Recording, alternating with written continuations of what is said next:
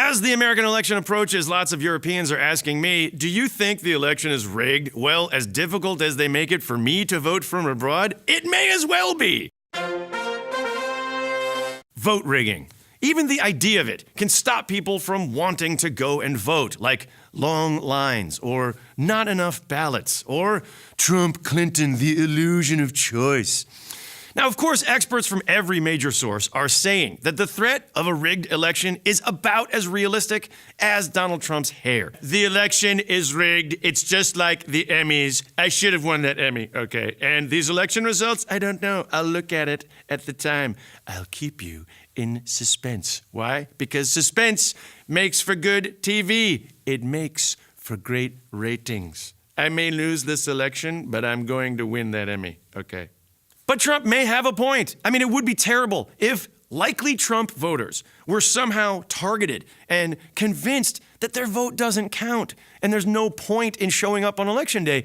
I mean, it would be like if a major candidate would constantly tell them over and over again, it's rigged. Now, I'm a U.S. citizen, and I'm registered to vote in Chicago. Yes, Chicago, the town that brought you the phrase, vote and vote often.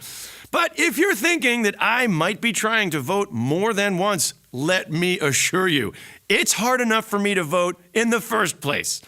In the Netherlands, when it's time to vote, you get a voting card in your mailbox. The Dutch government, they know where you live. The U.S. government, they not only know where you live, they know which candidate's Facebook page you liked and what porn you watch. But when there's an American election, they don't send you shit. What they do is send you helpful reminders like Make Your Vote Count 2016 with graphics straight from 1993. And to further your confidence in the process, the ballot box kind of looks like a paper shredder. But still, you should vote from abroad. It's a simple 3-step program. Each step may take up to 3 months. Not all votes may be counted. Some registrations may have been deleted by Russian hackers. Step 1, register to vote. That's right, you have to register. It's not like the government knows you want to vote. Oh, so do I have to register to pay taxes? No, they know where to find you. Now, if you're not registered, the government has spared no expense of tax dollars making handy instruction videos like this one from my own county clerk. Hello, suburban Cook County. It's election time again. Are you registered to vote? I wish I was there for the making of that video. Hey, boss, you sure you want to do this video yourself? I mean, we could hire a guy.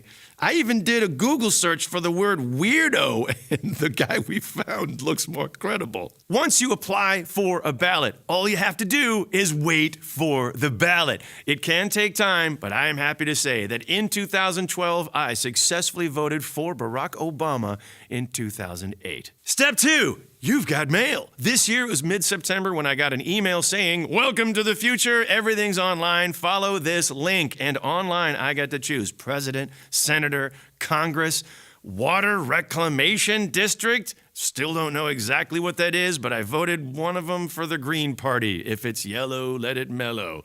And all the judges. I get to vote for judges in Cook County of Chicago. Many of them aren't even opposed.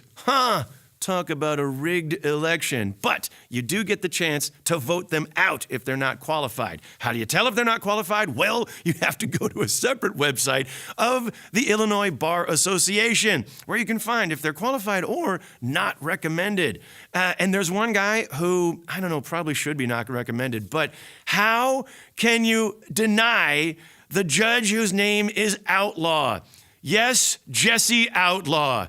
You, sir, are guilty of having the awesomest judge name ever. Step 3, since it's the future and everything is so internet friendly, do you press send? No. Once you're done filling in the form, you get to print it out. All 18 pages, including the weird envelope setting that will be a deal breaker for many people. Then sign the oath, then sign the other oath, label the envelope, and good news, there's free postage within the U.S. The one country you know I'm not in.